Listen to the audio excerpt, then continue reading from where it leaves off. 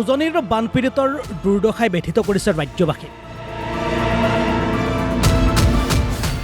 কি মধ্য অসম কি নামনি অসম, সহায়ৰ বাবে উবৰি খাই পৰিছে সকলো। হয়, হঠাৎ নগা পাহাৰৰ পৰা নামি অহা পানীৰ ঢলে নিশাটোৰ ভিতৰতে প্ৰলয়ংকাৰী বানৰ সৃষ্টি কৰিলে উজনিৰ 3 জিলা। কি চৰাইদেউ, কি শিৱসাগৰ, কি যোৰহাট, সকলোফালে কল্পনাতীত ভয়ংকৰ পৰিৱেশ। বিগত 12 দিনৰ অন্তত কিছু কিছু অঞ্চলত পানী শুকাইছে যদিও এতিয়াও বিপদে কোলাই পাচিয়ে নধৰা হৈছে উজনিবাসীৰ। আৰু উজনিবাসীৰ এই দুৰ্দশাৰ দিনত হাতে হাত ধৰি পাৰ্যমানে সহায় কৰিবলৈ চেষ্টা কৰিছে ৰাজ্যবাসীয়ে। আৰু ঠিক তেনেদৰে সোমবাৰে শিৱসাগৰবাসী সহায়ৰ বাবে বঙাইগাঁৱৰ কাকৈজানাৰ পৰা ৰাওনা হৈছে 50 গৰাকী কোচ ৰাজবংশীৰ যুৱক। আমি ওলাইছোঁ যে আমাৰ অসমৰ যেতিয়া আমাৰ একতা এনাজৰী যে আপাৰ আছাম লোৱাৰ আছাম এইবিলাক ভেদভাৱ নাৰাখি আমি আমাৰ মানৱতাৰ খাতিৰত আমি ধৰা হ'ল আমাৰ কাকৈজানাবাসীয়ে বঙাইগাঁও জিলাৰ কাকৈজানাবাসীয়ে আমি আমাৰ যি 3-4খন জিলাত আমাৰ বানে সংসাৰ ধাৰণ কৰিছে তেওঁলোকক আমি কিঞ্চিত পৰিমাণে হ'লেও আমি সকাহ দিয়াৰ কাৰণে সহায় কৰাৰ কাৰণে সেৱা কৰাৰ কাৰণে আমি কাকৈজানাবাসী ৰাইজে আমি তাত যোৱাৰ কাৰণে শ্ৰমদান কৰাৰ কাৰণে আমি যাব ওলাইছোঁ। আৰু একেদৰে সদৌ চিৰাং জিলাৰ ছাত্ৰ সন্থাৰ উদ্যোগত 5 আঞ্চলিক ছাত্ৰ সন্থাৰ সহযোগত উজনিৰ বানপীড়িতৰ বাবে সাহায্যৰ টোপোলালৈ ৰাওনা হৈছে শিৱসাগৰলৈ। চিৰাং জিলা ছাত্ৰ সন্থাৰ উদ্যোগত আৰু জিলা ছাত্ৰ সন্থাৰ অন্তৰ্গত 5খনকৈ আঞ্চলিক ছাত্ৰ সন্থাৰ সহযোগত আমি আজি কিছু সময় পিছতে বিজনী আঞ্চলিক ছাত্ৰ সন্থাৰ কাৰ্যালয়ৰ পৰা আমি প্ৰথমতে শিৱসাগৰ অভিমুখে আমি ৰাওনা হ'ম। সমান্তৰালভাৱে মঙলদৈ বহু দল সংগঠনে বানত ঘৰবাৰী হেৰুৱাই সৰ্বহাৰা হোৱা বানপীড়িতৰ ঘৰ নিৰ্মাণ কৰাৰ সিদ্ধান্ত গ্ৰহণ কৰিছে। ইতিমধ্যে আমি 3 ট্ৰাক মাল লৈ তাতে গ'লোঁ, কিন্তু এটা কথা কওঁ, বৰ্তমান তাতে কাপোৰ বা তেনেধৰণৰ বস্তুৰ বৰ প্ৰয়োজন নাই।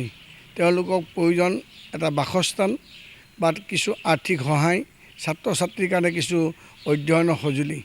আমি এইখিনি স্বচক্ষে দেখিলোঁ, সঁচাকৈ দুখ লগা বিষয়। আমি 6 ঠাইমানত বস্তুখিনি বিতৰণ কৰি আহিলেও অহাৰ পিছত আমি আকৌ আমাৰ বৈঠক হ'ল।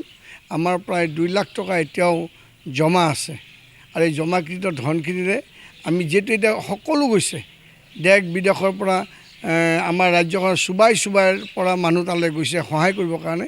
গতিকে এই মুহূৰ্তত আমি অলপ থমকিছোঁ। কিছু এমাহ 1.5 মাহ পিছত আমি তাতে কি ধৰণে কাম কৰিব পাৰি, যে কাৰোবাৰ ঘৰ এটা বনাই দিব পাৰোঁ নেকি, কাৰোবাৰ পৰিয়ালত বেমাৰ হৈ আছে, জটিল বেমাৰ বা বানপানীৰ জৰিয়তে বহুত ক্ষতিগ্ৰস্ত, তেওঁলোকক আমি কি ধৰণে সহায় কৰি দিব পাৰোঁ, এই 2 লাখ টকাৰে আমি সেইখিনি কৰাৰ কাৰণে প্ৰয়াস কৰিম। এই দৃশ্য হৈছে ব্ৰহ্মপুত্ৰ। উজনিৰ প্ৰলয়ংকাৰী বানত মানুহৰ সমান্তৰাল অভাৱ ঘটিছে পশুধনৰ খাদ্য। গতিকে পশুধনৰ খাদ্য হিচাপে বৃহৎ পৰিমাণৰ নেপিয়াৰ ঘাঁহ উজনিলৈ প্ৰেৰণ কৰাৰ সিদ্ধান্ত লৈছে ব্ৰহ্মপুৰ পশুধন পামৰ পৰা। শিৱসাগৰত যি দুৰ্যোগ, যি বানপীড়িত মানুহৰ কাৰণে যথেষ্ট সহায় সহযোগ মানুহে আগবঢ়াইছে, কিন্তু জীৱ জন্তুৰ কাৰণে যি অৱস্থা তাত ঘাঁহ নাই। গতিকে আমি আমাৰ শিৱসাগৰ জিলা পশুপালন আৰু পশু চিকিৎসা বিষয়া তেওঁক বিচৰাৰ কাৰণে আৰু আমাৰ মাননীয় সঞ্চালক মহোদয়ৰ নিৰ্দেশ মৰ্মে আমাৰ ব্ৰহ্মপুৰ ফাৰ্মত যিহেতু আমাৰ উন্নত মানৰ নেপিয়াৰ ঘাঁহ আছে, তাৰ পৰা আমি 300 কুইণ্টেলমান ঘাঁহ আমি শিৱসাগৰৰ বানপীড়িত যিখিনি জীৱ জন্তু আছে তাৰ কাৰণে যোগান ধৰিবৰ কাৰণে আমি ব্যৱস্থা লৈছোঁ। এইবাৰ বানপীড়িত ৰাইজৰ বাবে কঠীয়া সিঁচিলে মন্ত্ৰী নীলিমা দেৱীয়ে।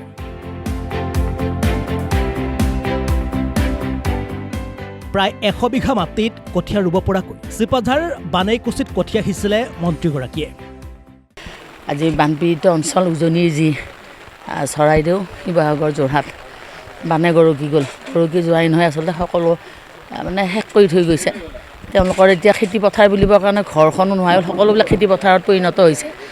কিন্তু তথাপিতো যিখিনি মানুহ আজি জীয়াই আছে আৰু খাই জীয়াই থাকিব লাগিব, আৰু কৃষি প্ৰধান এখন ৰাজ্য হিচাপে সেইখিনিতো নিশ্চয় কৰিবই লাগিব। তাৰ মানুহখিনি যিসকল কৃষকক আমি বিশেষকৈ সহায় কৰিবৰ কাৰণে ইয়াত কঠীয়া সিঁচা এটা অনুষ্ঠান আৰম্ভ কৰা হৈছিল, আৰু ইয়াত যিখিনি কঠীয়া উৎপাদন হ'ব এইখিনি উজনিৰ সেই বানে কৰা অঞ্চলৰ কৃষকসকলক মানে যোগান ধৰা হ'ব।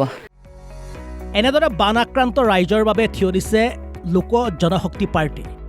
চিৰাগ পাছোৱানৰ নিৰ্দেশ মৰ্মে বিগত 10 দিনৰ পৰা সাহায্য প্ৰদান কৰিছে দলটোৱে আৰু ইয়াৰ সমান্তৰাল ভৱিষ্যতে বানপীড়িতৰ ঘৰ নিৰ্মাণ কৰি দিয়াৰ সিদ্ধান্ত লোৱাৰ কথা জনাই দলটোৰ বিষয়ববীয়াসকলে। আকৌ আমাৰ নেক্সট টাৰ্গেট আছে কি কালিৰ পৰা আমি আপোনাৰ মেডিচিন কেম্পবিলাকে লগাম, ডক্টৰবিলাকে আমি আনি আছোঁ, মেডিকেল কেম্পবিলাকে হ'ব। তাৰপিছত অলপ পানীবিলাকে চব অলপ কম হ'লে আমি ঘৰ চৰো বনাম। আমাৰ টাৰ্গেট আছে কি আমি আসাম টাইপৰ ঘৰ বনাই যোন নিডি মানুহ আছে আমি সেইবিলাকো দিম, আমি ঘৰবিলাকো দিম, সেইটো আমি টাৰ্গেট কৰি থৈছোঁ। Bureau' report, Assam live 24।